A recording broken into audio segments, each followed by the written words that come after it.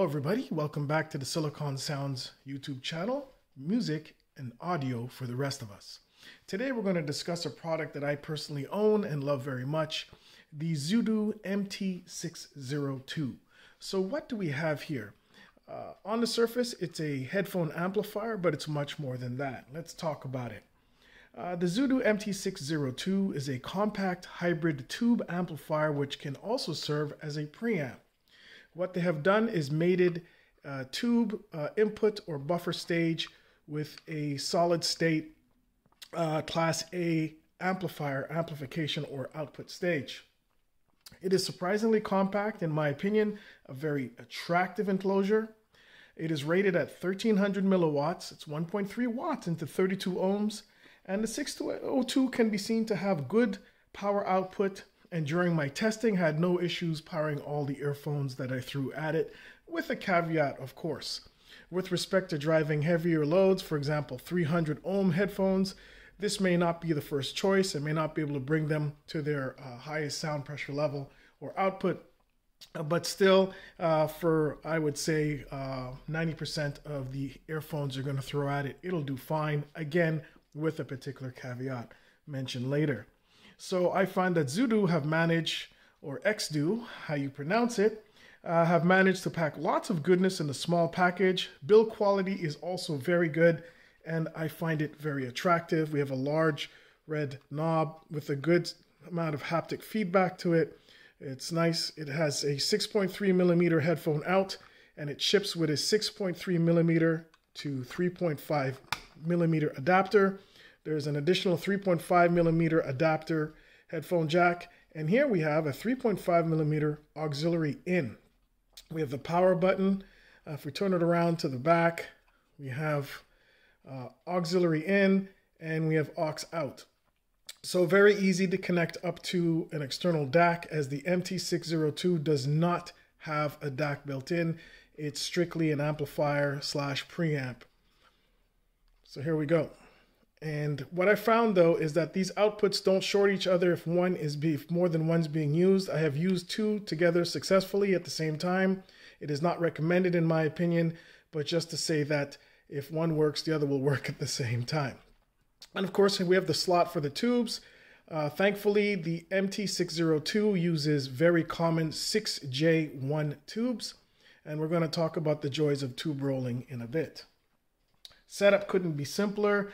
There's no onboard DAC, so connections to the source is needed. Interestingly enough, both headphone outs could be used simultaneously, as I mentioned before. Again, I would not recommend you using it that way. It can be apt for smudges as well, as we see in the corner. The line out is controlled by the volume knob, so using the MT-602 to drive other devices such as powered monitors is easily achieved. This is fantastic. So it is a variable line out controlled by the front volume knob. Power is provided by the provided 12-volt brick. I don't have it here, but it's a 12-volt input, and if we turn it around to the rear, we can plainly see DC 12-volt in over here. Tube removal is fairly easy to accomplish and will facilitate tube rolling. The beauty about the 602 using 6J1 tubes is we do have a number of reasonably priced alternatives, and tube rolling does change the sound of this unit. It has a great solid feel. The on-off button has a very welcome feel to it. Great haptic, nice click, solid feel when turning a unit on or off. There is no extra gain controls. You get what you get with the amp, and it's quite good enough again. So sound. Overall, out of the box, the sound of the MT-602 can be characterized as clean and detailed with the welcome smoothness to the sound and what I like to call a slight bass emphasis. Those expecting the usual quote-unquote tube warmth characteristics of a tube amplifier may be taken back by the presentation of the 602, as it's not really overly warm. It is not cold and sterile by any stretch of the imagination, but it is not a warm amplifier as some would consider or think tube amplifiers would be. I believe the hybrid circuitry is taking a lot of that out of there, but in a good measure. In other words, it is clean, it is detailed. Bass is impactful with good detail and is slightly elevated. In particular, when compared to the excellent topping A50S, the sound of this is a little smoother, maybe a little less defined, but with a definite slight bass emphasis. This flushes out the lower registers of more neutral, bright tuned IEMs. So pairing this with a neutral, bright IEM, for example, with the HC Sound Heart Mirror or the Moji Monica H2O, is really a match made in heaven. Fantastic synergy there. The TRN TA1 as well. The lower registers have good speed, are clean and tactile with great separation, keeping well-recorded tracks from sounding muddy, indecisive in the low end. Depending on the tubes used, IEMs with prominent mid-bass or bass emphasis can sound somewhat heavy.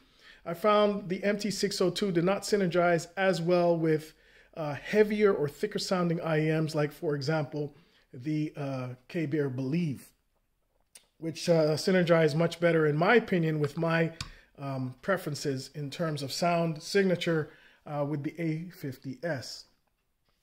But there's somewhat a prominent mid-bass. The highs can sound on some highly resolving earphones a little bit indecisive and ragged, but that is due to the stock 6J1 tubes that are included. These are not stock. These are Sylvania 6J1s, 1960s and late 50s and early 60s Sylvanias, which I found were the best match for this amplifier. If you can get them, get them. And all my testing and listening was done with these tubes. The treble is sweet and airy with good detail retrieval. Treble extension is good, and the ability to convey space around the region is very noticeable. Let me bring some tubes in here for the next section. Mids, I forgot to add, are very natural and engaging. Lots of organic sound here. Really beautiful to listen to. Upper mids are clean and natural. Again, changing the tubes can help quite a bit. I found that the upper mids and treble were a little bit incohesive and a little bit ragged with the original tubes, although the extension was quite good. And this was tamed with other tubes. We'll talk about that in a bit. Treble is very well done on the 602. From the upper mids to the treble, there's a seamless handoff. Cohesiveness, clarity, excellent. Strengths and weaknesses. I'm going to talk a little bit first about imaging. Fantastic. Airy and detailed with stable placement. The 602 definitely will not get in the way of the soundstage, showcasing what various earphones are capable of in this regard. So this little $99 amp images exceptionally well. It does have a minor set of little issues. The volume pot suffers significant imbalance at the extreme lower end of its range. You'll find you'll have to put it up from lower end would be about here. You'll have to turn it up a couple notches before the imbalance would disappear. With higher sensitive earphones, this can be an annoyance to get a good balance, as the sound pressure level might be a little higher than what I would consider comfortable for casual listening. This was, for me, mitigated by the fact that the DAC that I use this with has a digital volume control for the output. Another issue with the MT-602 is with very sensitive IEMs, there is some noise that can be heard in the background in terms of a very small amount of hum and hiss. Disappeared, of course, completely when less sensitive IEMs were used. For example, using this with the TRN MT1, I can hear all of that. I'd have to use the digital output on my DAC to really turn that down so I can put this up, the volume a little bit higher and get rid of that zone where I get that noise. But with the K-Bear Believe, this was not an issue. It's a lot less sensitive and I can use it, everything dialed up the way it's supposed to be. So that's something to think of. While it gets a fantastic recommendation from me, it is not necessarily the best companion to very sensitive IEMs. The strengths definitely outweigh the little annoyances. For $99, you get a hybrid tube amp preamp with very good sound and the ability to swap tubes to tailor that sound to some extent. A solidly built device, which in my opinion is much more than something to serve as a gateway to the world of tubes. Remember, this can also be used as a preamplifier. Listening through the MT-602 was a very satisfying and is a very satisfying experience. I can easily recommend this unit, in particular when its asking price is taken into consideration. Provides ample power, ease of use, very good sonic presentation. Tube rolling is icing on the cake. So let's talk a little bit about tube rolling. Because the tubes are directly in the signal path, they have a definite, I should say, influence over the sound. So let's talk about tube rolling. Tube rolling is a joy in particular since compatible tubes can be had for a very reasonable price. Here I have some, I believe it's some Russian 6JPs. These are all 6J1 compatible, and the famous GE as well, 5654Ws. I may have gotten the numbers wrong, but please forgive me. So here are some of my experiences using different tubes with the MT-602. The stock tubes, the stock Chinese 6J1, strong bass with smooth mids, but slight hardness or abruptness to the highs. In particular, transients become a little bit ragged on the edges. This can be heard mostly, of course, with cymbal crashes, prominent hi-hats, but it has good air and stable imaging. Using the GE 5654Ws, less bass prominence than stock 6J1, overall smoother as well throughout the frequency range, but there's some loss of detail compared to the 6J1s, the stock ones that ship with the unit. Sylvania JHS, wonderful, great energy, clarity, coherence throughout the frequency range, smooth and extended natural treble with good air and presence, very clean sound with solid, slightly elevated bass. Russian 6J1 PEVs, and here let's get you a little closer up at some of these tubes. I believe these are the Russian 6J1s, if I'm not mistaken.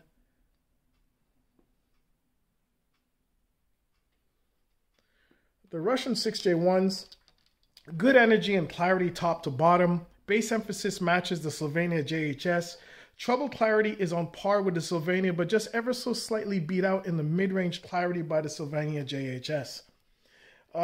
So you could tell the ones I settled with are the Sylvania JHS. These are late 50s, early 60s, NOS, new old stock that I managed to pick up from a seller who now has no more. I would want to stock up on a few more of these. I will be getting another pair. Of course, the lives of tubes are finite, although they should last quite a long time if used carefully. Let's talk some comparisons. Topping A50S. While the topping has a drier, more neutral presentation than the 602, much cleaner, well, almost like a clean room clean, but still musical in my opinion. The MT-602 has a slight bass emphasis versus the A50S, but not at the expense of clarity. Both are fast with great detail, with those characteristics being able to be tuned via tube rolling, and the MT-602 gives it a little edge on the fun factor, of course, because, you know, you change your tubes, you play around, and you can find something that really works well for your taste in sound quality. Each has ample power and never feels breathless, although on paper, the A50S is definitely has greater output than the MT-602, but in practice, I can't really tell. Given the IEMs or earphones that I was using it with, which are sensitive to begin with. I find the MT-602 with Sylvania tubes being superior to the single-ended output of the A50S, with more liveliness and noticeably more organic musicality. But when comparing the 602 to the balanced output of the A50S, things change somewhat. The energy and control gets turned up a notch on the A50S using balanced output, and transients are slightly more impactful when using that the balanced output on the A50S, and do perform somewhat better than the MT-602 with respect to the bite of transients. They hit harder on the A50S. Still a very, very good showing by the MT-602, definitely. I would say that I own both, and the A50S from Topping and the Xduoo MT-602 more complement each other than they are rivals. Their strengths and weaknesses do not step really on each other, and in terms of finding synergy with different earphones, having the two of these has been a joy. So let's conclude this review. The MT-602 gets a firm, solid recommendation, given the caveats that you should be aware of. From the build quality, functionality, pricing, and most importantly, the sound, the 602 belies its small size and cost. Add in the ability to swap out stock tubes for reasonably priced alternatives, and you have what I would call a delicious recipe. Make your own recipe, folks.